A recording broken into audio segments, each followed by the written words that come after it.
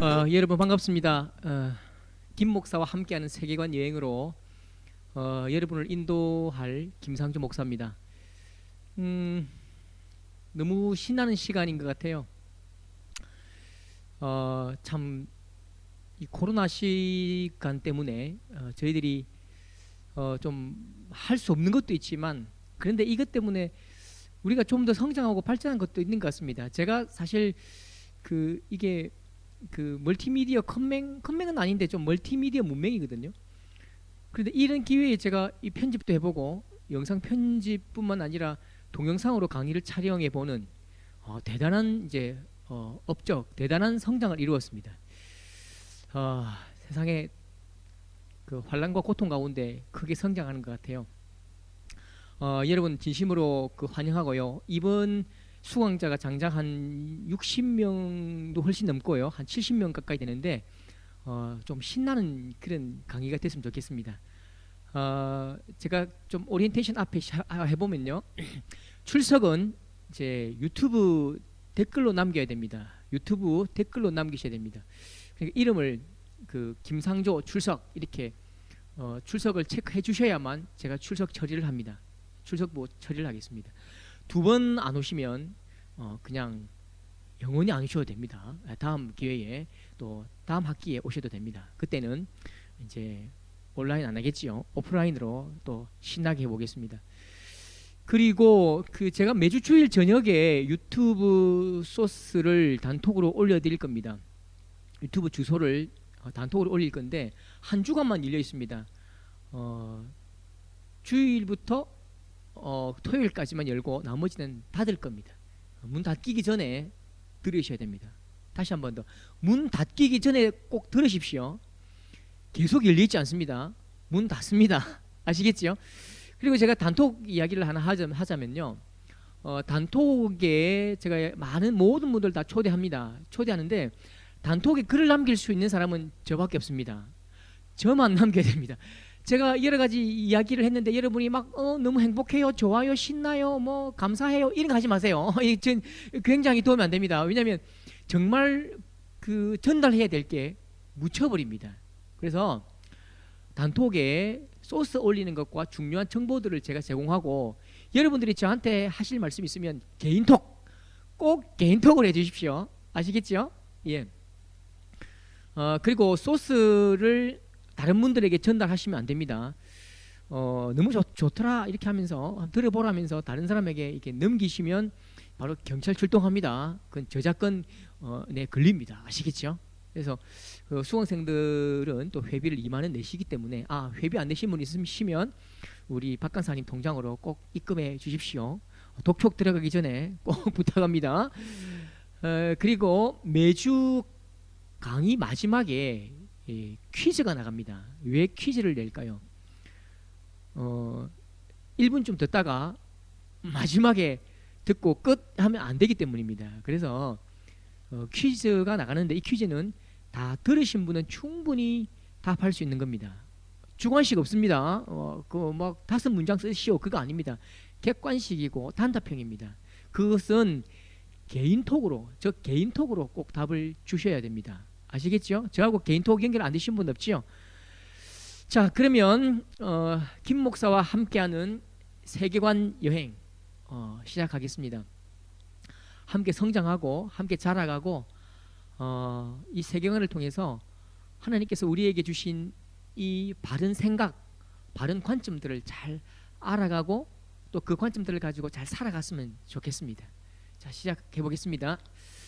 세계관을 시작하기 전에 여러분 반드시 아셔야 할 게 있습니다. 세계관 여행은 암기하는 시간이 아닙니다. 다시 설명해 볼게요. 세계관 여행은 제가 여러분들에게 지식을 전달하고 여러분을 암기해야 하는 시간이 아닙니다. 세계관 시간은 여러분이 생각하는 시간입니다. 여러분은 반드시 저의 이야기를 듣고 생각해야 됩니다. 제 이야기에 동의를 하시더라도 왜 동의하시는지 여러분의 관점이 있어야 하고, 여러분이 반대하신다면 여러분이 반대하시는 이유를 반드시 가지셔야 됩니다. 여러분 함석헌 선생님이 그런 말씀하셨잖아요. 생각하는 백성이라야 소망이 있다. 생각하지 않으면 어떻게 될까요? 여러분, 생각하지 않기 때문에 그냥 막 휘몰아치는, 강하게 몰아치는 그 헛된 구호에 몰려간다고요. 여러분, 이게 굉장히 위험합니다. 생각하지 않고 저것이 무엇인지, 저것이 바른 것인지, 내 생각이 무엇인지에 대해서 나의 관점이 없으면 다른 사람들이 말하는 것에 내가 휩쓸려 가버린다고요. 굉장히 위험한 모습들이 엄청나게 많지 않습니까? 그래서 막 의심하지 마, 막 무조건 믿어, 뭐 의심하기 물러가라. 여러분, 여기서는 그렇게 말해서도 안 되고 그렇게 생각해서는 안 됩니다. 제가 여러분에게 진리를 선포하는 것이 아니라 제가 여러분들에게 바른 생각의 길과 견해들에 대해서 제가 여러분들에게 가르칠 것이고, 제가 설명할 것이고, 여러분들에게 생각의 생장점을 틔워드릴 것입니다. 그래서 혹시나 그 세계관을 들으면서 굉장히 은혜가 된다, 막 너무 가슴이 뜨거워지고 은혜가 되고 그냥 막 아멘 아멘 나온다, 그러면 여러분은 저한테 개인 상담을 하셔야 됩니다. 여러분은 굉장히 심각한 문제가 있는 거지요. 그래서 생각의 자유, 여러분 마음껏 생각하시고 마음껏 고민하시고, 그래서 여러분의 바른 관점들, 그 관점들은 어디에 비롯되어야 되죠? 하나님의 말씀과 예수 그리스도의 복음 아래서 정말 바른 관점이 무엇인지 여러분의 것들을 잘 정리해 나가실 수 있기를 바랍니다. 그리고 또 한 가지는요, 여러분, 오늘 이 시대에는 우리가 다른 관점들을 모를 뿐만 아니라 다른 관점들을 이미 적대시하고 시작합니다. 그냥 내 편이 아니면 무조건 악인 거예요. 그렇기 때문에 우리 사회에는 갈등 비용이 너무 많지요. 여러분, 그 이유가 뭘까요? 여러분, 그건요, 우리의 언어의 문제입니다. 우리의 언어가 항상 맥락을 형성하는데, 항상 우리는 흰색, 백색, 흑백 이렇게 하죠. 흑백 논리죠. 흰색이냐 검정이냐 어느 편이냐고 묻는다고요. 남과 북, 남자 여자, 좌냐 우냐 이렇게 하기 때문에 상대방에 대한 충분한 이해를 할 수 없는 거죠. 그래서 이 세계관 여행을 통해서 저는 바람이 있다면 우리와 다른 쪽에 있는 사람들의 이야기를 들을 수 있기를 바랍니다. 그들의 이야기가 무엇인지 알아들을 수 있으려면요, 내가 가진 의견이 무엇인지를 알아야 됩니다. 그래서 다른 사람들의 의견을 충분히 이해할 수 있을 만큼 여러분들의 그 생각의 깊이가 넓어지고 생각의 깊이가 깊어지고 여러분들의 그 사고의 수준들이 좀 더 높아지는 그런 시간들이 될 수 있기를 바랍니다. 그래서 오늘 이 시대에 막 몇몇 분들이 일어나서 우리 사회에서 그냥 큰 소리 치고 막 휘몰아치고 구호를 외치면서 그렇게 막 깃발 들 때에 따라가지 마시고요. 그래서 여러분의 바른 관점들을 좀 가지시면 좋겠다, 그런 생각이 있습니다. 제가 지금 계속 생각에 대한 이야기를 하고 있습니다. 생각. 이분이 누구냐면 한나 아렌트라는 분입니다. 이분이 그 유대인 수용소에서 오랫동안 고생을 하셨죠. 죽을 고민을 합니다.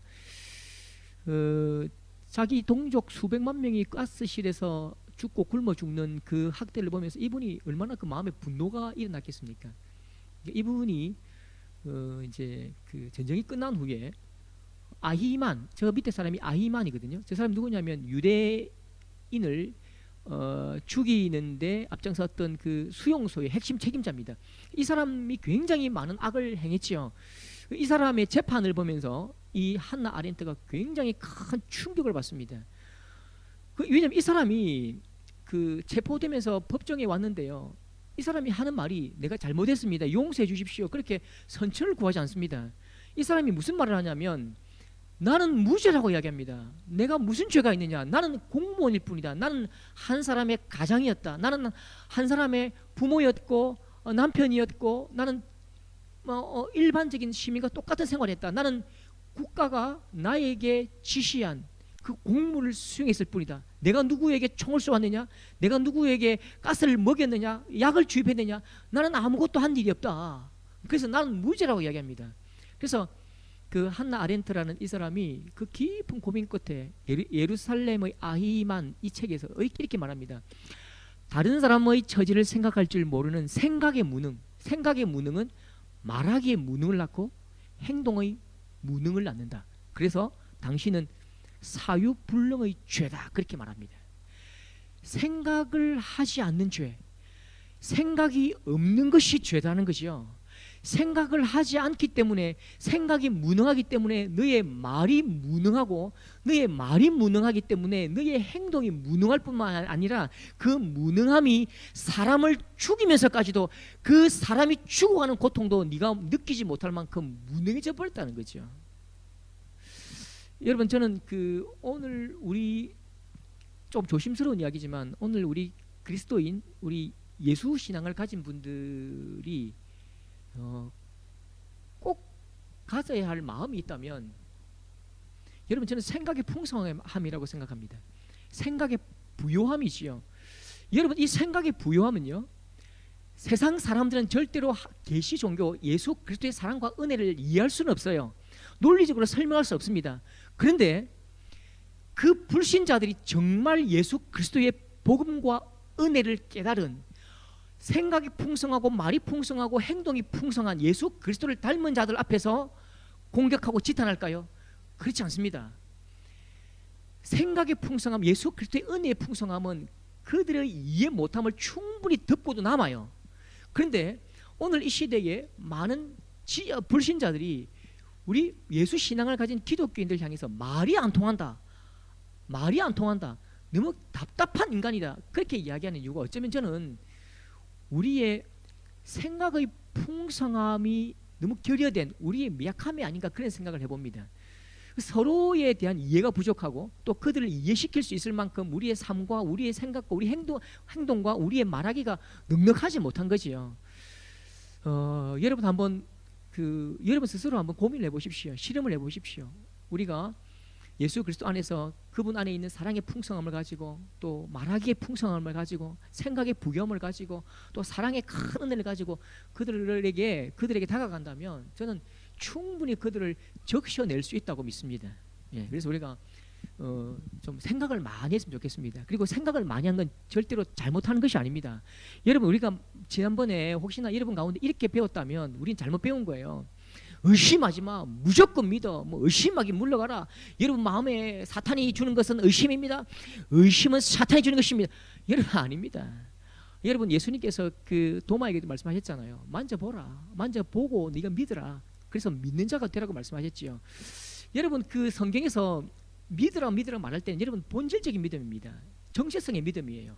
그건 하나님께서 너의 아버지 되심에 그 믿음이지. 그건 반드시 우리 복음 안에 있는 우리 강의를 들으시는 분은 그 이상 넘어왔잖아요. 지금부터는 이제 정체성의 믿음이 아니라 이제는 행위, 우리의 삶, 사고, 우리의 살아가는 모든 삶의 전반을 다룰 때는 의심하셔야 됩니다.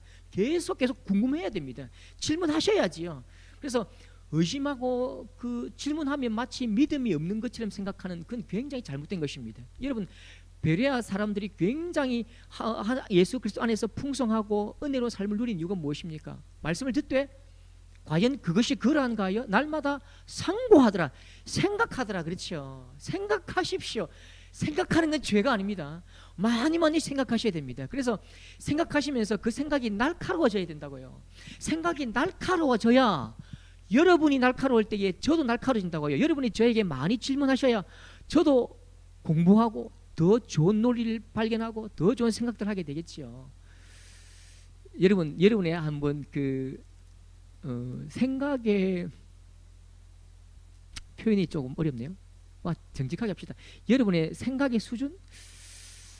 미안합니다. 좀 상처받은 분이 계실지 모르겠는데 제가 여러분 스스로 한번 테스트를 해보실 수 있기를 바라는데요. 지금 저 그런 교재에는 없습니다. 제가 이 동영상을 찍으면서 이 교재대로 하면 너무 재미가 없잖아요. 그래서 이 교재의 내용을 PPT로 영상으로 옮겨 놓습니다. 옮겨 놓다 보니까 조금 책에 빠지는 것도 있고 책에서 그냥 빼버린 것도 있습니다. 그래서 이 내용은 없는데요. 제가 한번 읽어볼게요. 여러분들이 읽고 난 뒤에 어떤 마음으로 여러분의 생각을 한번 제가 말할 수 있는 시간을 드릴게요. 제가 읽어볼게요. 이 글은 굉장히 유명하신 목사님께서 쓰신 책 제일 마지막 부분에 있는 글입니다. 제가 이 글을 발췌했는데 말씀을 사모하고 하나님을 잘 섬기는 유대인들을 보라. 그들은 전 세계 인구의 0.2%밖에 안 되지만 노벨상의 22%를 차지한다. 세계의 금융과 에너지를 장악한 억만장자들이 허다하다. 더욱 놀라운 사실이 있다. 무역센터에 많은 유대인들이 근무하고 있었지만 9.11 테러에 한 명도 목숨을 잃지 않았다. 하나님은 하나님의 백성들을 사랑하셔서 눈동자와 같이 지키신다. 말씀처럼 피할 길을 내셔서 어떤 방법인지 알 수는 없으나 모든 유대인들을 그 자리에서 벗어나게 하셨다. 이것이 하나님을 믿고 말씀을 사모하는 자들에게 주시는 하나님의 복이다.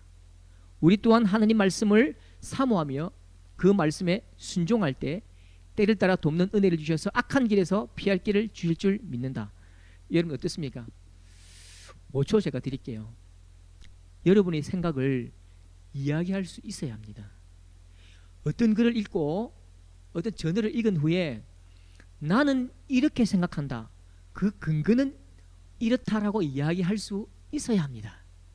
여러분 그게 지혜로운 그리스도인입니다. 자, 5초 드릴게요. 1, 2, 3, 4, 5. 자, 여러분들이 내린 결론이 있지요. 저도 제가 내린 결론을 한번 말씀해 볼게요. 저는 몇 가지를 생각하는데 첫 번째, 이 글은, 이 정보는 거짓 뉴스일 가능성이 굉장히 높습니다. 여러분 오늘 유튜브에 떠도는 수많은 정보들이 거짓 뉴스가 굉장히 많습니다. 왜 거짓 뉴스를 만들어낼까요? 거짓 뉴스는 왜 자극적일까요? 사람은 자극적인 뉴스, 거짓 뉴스에 훨씬 더 마음이 가고 손이 갑니다. 그래서 구독을 누르고 그래서 마음이 막 동하면서 그걸 퍼나르기 시작한다고요. 거짓 뉴스일 가능성이 굉장히 많습니다. 왜냐하면 그럴 리가 없기 때문입니다. 저기 안에 있는 저기에서 유대인들이 쏙 빠졌을 리가 없기 때문입니다. 자, 첫 번째 제가 거짓 뉴스일 가능성이 높다고 얘기했죠. 두 번째, 그러면 거짓 뉴스가 아니랍시다. 저 사실이 맞다라고 합시다. 저는 그럴 수 있다라고 생각합니다. 왜냐하면 세계 최고의 정보기구가 FBI일까요? 국정원일까요? CIA일까요? KGB일까요? 아닙니다. 모사드입니다. 모사드. 이스라엘의 정보기관이 세계 최고의 실력을 자랑합니다. 만약에 세계 최고의 실력을 자랑할 때에 9.11 테러가 날 것이라고 알았을 수도 있겠지요. 제가 알았다는 거 아닙니다. 알았을 수도 있겠지요. 만약에 알았다고 가정합시다. 그리고 유태인들은 특별한 자기만의 네트워크가 있다는 건 아시죠? 그 네트워크를 통해서 모든 유대인들은 벗어나라고 했다고 합시다. 모든 유대인들은 벗어나라고 했다고 자기들끼리 네트워크를 통해서 통보했다고 합시다. 여러분 상식적으로 그건 아니겠죠. 하나님께서 이 모든 유대인들에게 오늘 너희들은 가지 마라라라. 오늘 큰 폭발이 일어날 것이다. 그건 아니겠죠. 그렇게 믿는다면 정말 그건 조선시대 가셔야 되고요. 그건 아닐 겁니다. 상식적으로 그럴 수 있다고요. 이제 네트워크를 통해서 다 벗어나게 할 수 있다고 생각합니다. 그러면 그렇게 해서 이 사람들이 한 명도 유태인들이 저 건물에서 9.11 테러에서 죽지 않았다면 그건 하나님의 은혜입니까? 그건 악한 것이잖아요. 그건 굉장히 악한 것입니다. 그리고 그럴 수 있다는 이유가 뭐냐면요. 그럴 수 있다라고 추측할 수 있는 게 뭐냐면 저 유태인들이 군수산업과 그 다음에 에너지 산업과 금융을 다 장악하고 있잖아요. 그래서 만약에 그렇다면 이 사람들이 만약에 이걸 허용했다면 그들이 가지고 있는 그 수많은 에너지와 군수 장비와 이것들을 통해서 또 아프가니스탄을 침공하고 여러 가지 많은 일이 났잖아요. 그래서 큰 이익을 얻었을 것입니다. 물론 가정입니다. 그럴 수도 있다 하지만 여러분 그건 악한 것이라고요. 여러분 또 한 가지요. 교리적으로 이분이 지금 굉장히 심각한 오류를 범하고 있는 것이 있습니다. 지금 유대인들을 지키신 하나님과 우리의 하나님을 동등하게 생각하죠. 하나님은 하나님의 백성들을 사랑하셔서 지키셔서 눈동자와 같이 그들을 지키신 것처럼 하나님은 우리도 말씀대로 삶을 지키신다고 이야기하는데요. 그러면 유대인들이 믿는 하나님과 우리가 믿는 하나님을 같은 하나님으로 보아야 합니까? 우리가 믿는 하나님은 어떤 하나님이시죠? 삼위일체 하나님이시고, 그들이 믿는 하나님은요, 구약 성경의 여호와 하나님. 물론 동일하다고 할 수 있죠. 그런데 하나님의 본성적으로 볼 때에 여러분, 그 믿는 자, 선택받은 자는 유대인들이 아니잖아요. 바로 저와 여러분들이잖아요. 그리고 또 한 가지, 여러분, 여기서 심각한 문제는요, 세계 금융과 에너지를 장악한 억만장자들이 허다한데, 그 억만장자들이 허다하고 노벨상을 22%나 가지고 있다고 해서 그 가지고 있는 것이 하나님의 복입니까? 내가 가지고 있는 것이 하나님 복입니까? 여러분, 복은 그런 게 아니죠. 여러분, 이 땅에 내가 물질을 많이 가질 수 있고 내가 무엇을 잘할 수 있어요. 근데 그 모든 것이 뭐라고요? 그 모든 것은 은사입니다. 은사는 하나님께서 이 땅 가운데 부족하고 나약하고 없는 곳을 채우라고 주신 하나님의 맡기신 것. 그래서 우리가 뭐죠? 물질의 청지기, 건강의 청지기, 지식의 청지기, 지혜의 청지기, 우리가 모든 청지기지요. 그러면 진짜 하나님의 복이라고 말할 때 어떻게 돼야 되냐면요, 이렇게 말해야 돼요. 세계 금융과 에너지를 장악한 억만장자들이 많은데 이들을 통해서 아프리카와 수많은 아시아의 밀림지대에 있는 어린이들이 공부를 하고 있으며 질병이 퇴치되고 있다까지 나가주어야 되는 거죠.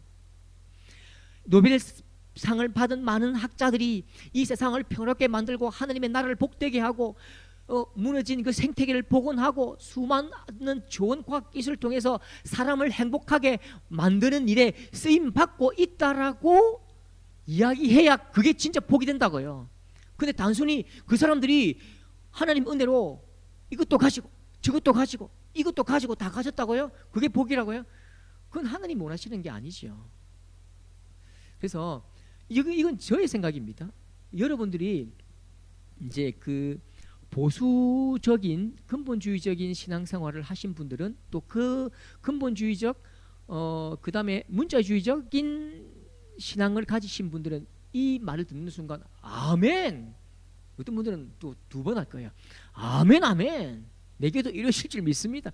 물론 그렇게 하셔도 됩니다. 하나님께서 우리를 피할 길을 내시기도 하시고 또 좋은 거 주시기도 하시는 분이시지요. 그러나 어떤 글들을 읽고 다른 사람들의 생각을 들을 때에 그것이 과연 그러한가에 대해서 나의 견해와 관점을 가지는 것이 굉장히 중요하다는 것입니다. 이것을 읽으면서 그냥 아멘, 와 멋지네, 대단하네라고 이야기하면 그분은 이제 조금 공부를 더 하셔야 되죠. 자, 말씀을 한 절 읽겠습니다. 같이 한번 읽으면 좋겠는데요. 땅이여 들으라, 내가 이 백성에게 재앙을 내리리니 이것이 그들의 생각의 결과라. 그들이 내 말을 듣지 아니하며 내 율법을 거절하였음이니라. 예레미야 6장 19절 말씀이죠. 우리가 생각한 대로 행동합니다. 막 행동하지 않지요. 우리가 생각한 대로 행동합니다. 생각의 결과가 행동이지요. 그러면 생각이 발라야 행동이 바르게 되지요. 그러면 그 생각은요, 우리가 공부하는 세계관 속에서, 그리고 우리가 그 세계관은 우리가 가지고 있는 신앙 속에서 나온다고요. 바른 생각을 가질 때에 바른 행동이 나오고 바른 문화가 나오고 바른 삶이 나온다고요.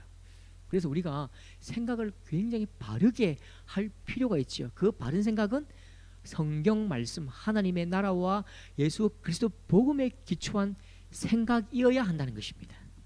자, 계속 지금 어디를 향해 가고 있느냐면요, 첫 번째 넘버 봤죠? 생각의 자유에 대해서 이야기하고 있습니다. 제가 아직까지 세계관 정문으로 입장은 안 했습니다. 계속 우리가 지금 말하고 있는 것이 생각의 자유입니다. 여러분, 그 복음이 우리가 예수 신앙이 다른 모든 종교와 사상과 다른 점이 뭘까요? 여러분 예수 믿는데 그 예수 믿는 그 복음과 다른 사람들이 가지고 있는 그 종교, 사상, 그 철학 그것과 완전 다른 게 있다라면 뭘까요? 그건 관계입니다. 관계. 그 이슬람 지역에 있는 그 선교사님 한 분이 저에게 이제 와서 이야기를 하면서 그 이슬람 친구를 만나면서 이슬람 중에도 그 좋은 사람 많습니다. 이슬람이라고 해서 다 폭탄 짊어지는 거 아니에요. 이슬람 근본주의 이슬람 외에 다른 이슬람을 믿는 그런 어떤 자기 친구들 중에 자기가 예수 믿는 줄 알고 이제 이야기를 하더랍니다. 친구야, 한국 친구야. 나는 이슬람이고 너는 그리스도인인데 내가 정말 이해할 수 없고 내가 너의 그 생각을 받을 수 없는 게 있다. 그게 뭔지 아나? 이 이슬람 친구의 이야기를 듣고 우리 선교사 이 친구가 큰 은혜를 받았답니다. 세상 어느 누구에게 들었던 복음, 어느 누구에게 들었던 설교보다 훨씬 더 큰 감동과 은혜를 마음껏 누렸대요. 무슨 말을 했을까요? 이렇게 말합니다. 친구야, 한국 친구야, 예수 믿는 친구야, 너는 이상하다. 네가 믿는 기독교는 너무 이상한 종교다. 너는 네가 그렇게 섬기는 신인 하나님을 세상에 어떻게 아버지라고 이야기하냐? 네가 믿는 예수님은 네 친구라면서 어떻게 그렇게 신성모독을 할 수가 있느냐? 만약에 우리가 믿는 알라를 향해서 나의 친구여 나의 아버지여 했다가는 우리는 바로 돌로 들어 죽여버린다. 어떻게 그렇게 위대한 신을 너와 그렇게 관계가 있는 혈연적 인격적 관계가 있는 것으로 네가 그렇게 신성모독을 할 수 있느냐? 이 이야기하는 것이요. 우리 친구 어떻게 했을까요? 이야, 이게 복음이구나. 이게 예수 신앙의 핵심이구나. 관계. 그렇죠? 여러분 로마서 5장이죠. 우리가 죄인 되었을 때에, 우리가 원수 되었을 때에 우리를 위해서 자기의 생명을 주시고 우리에게 대한 사랑을 확증하시고, 그 다음에 로마서와 갈라디아서 우리를 뭐라고요? 자녀 삼으시고 아빠 아버지라고 부르시는지라. 우리에게 아빠가 되셨다니까요.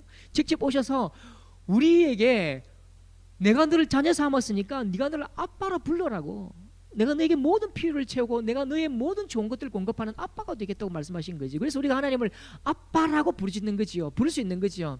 여러분 이 아빠와 아들과는 무슨 관계지요? 아빠와 아들이 종속적 관계입니까? 지배적 관계입니까? 기계적 관계입니까? 인격적 관계잖아요. 여러분 하나님께서 인간을 어떻게 만드셨죠? 여러분 사람에게 주신 제일 복이 뭡니까? 하나님께서 사람에게 복을 주셨는데, 사람을 흙으로 만드신 후에 큰 복을 주셨는데 어떤 복입니까? 사람에게 하나님의 성품을 주셨다고요. 사람에게 하나님의 인격을 주셨다고요. 사람에게 하나님의 인격을 주셨단 말은 내가 너를 대할 때에 인격적으로 대하겠다는 거죠. 여러분 인격적으로 대한다는 게 무엇입니까? 인격적으로 대하는 것은요, 내가 아프면 아프다라고 말할 수 있어야죠. 내가 힘들면 내가 힘들어요라고 이야기할 수 있어야 됩니다. 내가 안 믿기면요, 내가 안 믿긴다고 이야기할 수 있어야 돼요. 내가 다른 생각이면요, 내가 다른 생각입니다라고 이야기할 수 있어야 되죠. 여러분 우리가 그 하나님에 대해서 너무 우리도 과거에 종속적 지배적 관계로 교육받은 경향이 있기 때문에 하나님을 향해서 절대로 원망하면 안 돼라고 배우셨다면 다시 한번 생각해 봅시다. 하나님은 우리 아버지시기 때문에 하나님 힘들어요라고 말할 수 있어요. 여러분 욥도 예레미야도 여러분 다음 기회에 한번 말씀을 공부하면 알겠지만요, 너무 힘들 때에 하나님 힘들어 죽겠습니다, 하나님 너무 힘듭니다, 너무 고통스럽습니다라고 하나님을 원망하지요. 여러분 다윗도 힘들 때에 정말 힘들어 죽을 것 같다고 이야기하잖아요. 힘들면 힘들다고 해야지요. 여러분 그 종속적 관계가 뭐냐면 북한의 이제 김정은이가 그 백성들을 통치할 때에 어떻게 통치하지요? 무력으로 통치하죠. 총과 칼로 통치하죠. 말을 안 들으면요 죽여버리죠. 최근에 영화를 봤는데 그 영화에 그럽디다. 우리는 국민을 설득하기 힘듭니다라고 이제 한국 대통령이 이야기하니까 우리는 설득 같은 거 하지 않아요. 명령할 뿐이지. 그렇죠. 종속적 관계이기 때문에 명령한다고요. 또 여러분 이게 종교적 종속의 관계도 있습니다. 어떤 사람이 한 사람을 종속시키는 방법이 있죠. 혹시 최근에 그 피지로 간 사람들 그 아시죠? 신모 여성 목사님이 그 성도들을 뺨을 치면서 타작마당이라고 뺨을 치고 때리는데도 성도들이 죄송합니다 아멘 아멘 그렇게 맞고 있잖아요. 너무너무 이상하잖아요. 그게 이미 그 마음과 생각이 다른 사람에게 종속되어 있는 거예요. 여러분 다른 사람들에게 종속되는 건 여러분 그 잘못된 것입니다. 아무리 그분이 영적으로 대단한 분일지라도 예수 그리스도 안에 있는 우리를 어느 누구도 종속할 수 없고 우리를 자유케 하신 예수 그리스도 안에서 어느 누구도 우리를 족쇄 수 없는 거예요. 여러분 자유하셔야 됩니다. 대표적으로 어떤 분들 굉장히 기도 많이 하신 분들이라면서 막 소리를 굵게 내면서 막 기도해 보니까 하나님께서 당신을 저 선교사로 보내신다고 그렇게 하더라고요. 하나님께서 당신을 기도해 보니까 가나 선교사로 보내기를 원하십니다. 가나로 가시길 원합니다. 가나로 안 가시면 하나님께서 당신의 물질에 저주를 내리시고 당신의 그 인생의 잔해를 치실 것입니다. 그렇게 하면 우리 어떻게 될까요? 쫄아가지고 막 가나로 가야 되는갑다 싶어가지고 막 벌벌 떨면서 어떻게 사업 다 정리하고 어떻게 가나 그런 고민하지 마시고요. 어떤 분이 막 기도하면서 가나로 가십시오 하면 이렇게 말해야죠. 네가 가라 가나. 네가 가라. 그렇게 해버려야죠. 좋으면 네가 가지 왜 내가 가냐. 하나님께서 우리를 인격적으로 대화하실 때는 우리 마음에 거룩한 하나님의 말씀과 하나님의 성품을 부으신다고요. 그 인격적으로 대화하시는 거죠. 우리 마음속에 성령께서 거룩한 부담감을 주시기도 하시고 그 가나를 향한 뜨거운 열망을 일으키시기도 하시고 가나로 갈 때의 가나 이야기만 들어도 굉장히 가슴이 뜨거워지는 이런 어떤 열망과 희망, 감동과 감정을 불러일으키신다고요. 그게 인격적으로 대화하는 것이죠. 갑자기 와가지고 어떤 보지 못한 사람이 와가지고 막 기도원에서 40일 기도했다면서 와가지고 막 방언으로 기도하면서 러스kel라이스 하나님께서 너를 가나로 가라 원하신다. 그 폭력이죠. 폭력적인 것입니다. 다시 한 번 더 제가 하나님의 그 뜻과 성품에 대해서 이야기하자면요. 여러분 우리는 마치 골라 아시죠? 그 야바이라고 합니까? 골라 어디 하나님의 뜻이 어디 있을까? 여기요. 없지 않아. 어디 하나님 뜻이 거기 있어. 네가 기도 똑바로 해야지. 기도 똑바로 해야 하나님 뜻이 보일 거 아니야. 더 금식해. 이렇게 하나님의 뜻을 찾는다니까요. 하나님의 뜻이 숨겨져 있는데 그 골라 기도 열심히 하면 하나님께서 너는 이거다라고 보여주시는 그럴 때도 있겠죠. 그럴 때도 간혹 있을 것 같아요. 그런데 하나님은 보편적으로 우리 성도들 당신의 자녀들을 대하실 때에 그렇게 하지 않습니다. 그건 폭력적인 거지요. 하나님은 우리를 대하실 때에 인격적 관계를 맺으시고 인격적으로 대화하십니다. 우리에게 물으시고 우리에게 소중한 마음을 주시고 거룩한 열망도 주시고 또 뜨거움을 일으키시고 우리 마음 가운데 네가 한번 해보지 않을래? 그리고요 기다리시지 않습니까? 똑똑똑 내가 문을 두드리노니 네가 문을 열면 내가 들어가는 것이죠. 네가 닫고 있으면 계속 똑똑똑 기다리신다고요. 그게 하나님의 은혜고 하나님의 성품이고 하나님께서 우리를 대하시는 방식입니다. 그래서 우리는 하나님이 너무 좋은 거예요. 그래서 예수 믿는 게 너무 좋다고요. 예수님께서 여러분 그렇게 하시지 않잖아요. 저는 이제 그런 생각을 많이 봅니다. 예를 들어서요. 단풍이 철이 되면 성도들이 단풍놀이 가고요. 봄이 오면 꽃구경 가고요. 결혼식도 가고요. 하여튼 주의를 안 지킬 이유는 너무 많아요. 근데 주의를 안 지키고 갈 때에 그냥 하늘에서 그냥 우르쿵쿵 하면서 번개 몇 방망 팍팍팍 꽂아버리면 깜짝 놀라가 교회로 돌아올걸요. 근데 저는 꽃 구경하는 성도들 주의를 안 지키고 단풍놀이 하는 성도들에게 한 번도 그렇게 하시는 것 보지 못했습니다. 그냥 타이어 빵꾸 내시고 막 위협하시고 막 하늘에 막 구름을 움직이셔가지고 글도 쓰시고 안 돌아가나 오늘 주일이다 해버리면 막 모든 게 될 것 같은데요. 하나님은 그렇게 하지 않으신다니까요. 기다리신다고요. 끝까지 기다리시죠. 여러분 이게 다른 종교는 기계적 관계를 맺습니다. 근데 다른 종교 이야기인데 사실 우리 예수 신앙 안에도 기계적 관계로 신앙을 이해하는 분들이 많아요. 기계적 관계가 뭘까요? 기계적 관계는 내가 한 만큼 하나님도 나에게 하셔야 된다는 것입니다. 내가 100원 넣으면 자판기 기계적 관계의 핵심 아이디어는 자판기입니다. 내가 100원을 넣으면 자판기는 커피를 줘야 되고 500원을 넣으면 캔을 줘야 돼요. 1000원을 넣는데 그러면 캔 몇 개죠? 캔 2개 줘야 되는데 아무것도 안 나온다. 그러면요 막 때리치고 바로 차겠지요. 차버리겠죠. 그래서 우리가 다른 종교는요 인간의 욕망, 내가 가지고 있는 욕망이 먼저입니다. 내가 가지고 있는 욕망을 채우기 위해서, 내가 가지고 있는 욕심을 반드시 신을 통해서 성취하기 위해서 내가 헌금도 하고 적선도 샀고 선행도 행하고 여러 가지 많은 종교적 행위를 행한다고요. 근데 이 신이 나에게 돌려주는 것들이 그만큼 그 이상 돼야죠. 그래야 그걸 영음이 있다고 이야기한다고요. 영음 있는 신이시요. 그런데 내가 만약에 한 것에 비해서 신이 나에게 돌려주는 것이 적으면 바로 바꿔버리는 것이죠. 왜죠? 이건 인격적 관계가 아니기 때문에 그렇습니다. 내가 나의 탐욕과 나의 욕심이 먼저 있기 때문에 이 신과 나는 관계가 없는 거예요. 신은 나의 욕망을 채우는 마치 알랄라딘의 요술 램프와 같은 것이요. 여러분 복음은 전혀 그렇지 않습니다. 여러분 기계적인 신은 있다고 하면 있다고 합시다. 기계적인 신은 그냥 내가 100원을 넣으면 당신도 주면 되는 거예요. 나의 상태와 당신은 관계가 없는 거죠. 그런데 인격적 관계는요. 내가 1000만원을 넣든 100만원을 넣든지 간에 인격적 관계를 맺는 분이라면 나의 상태를 본다고요. 자, 다시 한 번 더. 애기가 나에게 100만원을 준다고 해서 내가 이 친구에게 100만원짜리 뭐 다른 거 주지 않는다고요. 이 아이가 그 상태, 그 환경을 받을 만한지를 확인하겠지요. 그래서 여러분 이 복음도 예수신앙도 우리가 하나님에 대해서 우리의 욕망이 먼저고 그 다음에 내 욕망을 꼭 주셔야 하는 분, 그런 구도라면 여러분 이건 기계적 관계입니다.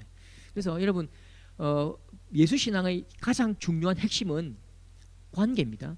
예수신앙의 가장 중요한 특징은 관계입니다. 나와 하나님의 관계가 있다. 인격적 관계를 맺고 있다. 여러분 그렇습니다. 그래서 우리가 인격적 관계를 맺고 있기 때문에 우리가 마음껏 질문할 수 있고 마음껏 우리가 투정할 수 있고 마음껏 우리가 고민할 수 있고 어쩌면 뭐 힘들다고 할 수도 있는 거지요. 예. 자, 우리가 지금 이제 첫 번째 대지로 우리의 생각의 자유에 대해서 이야기를 해봤는데요.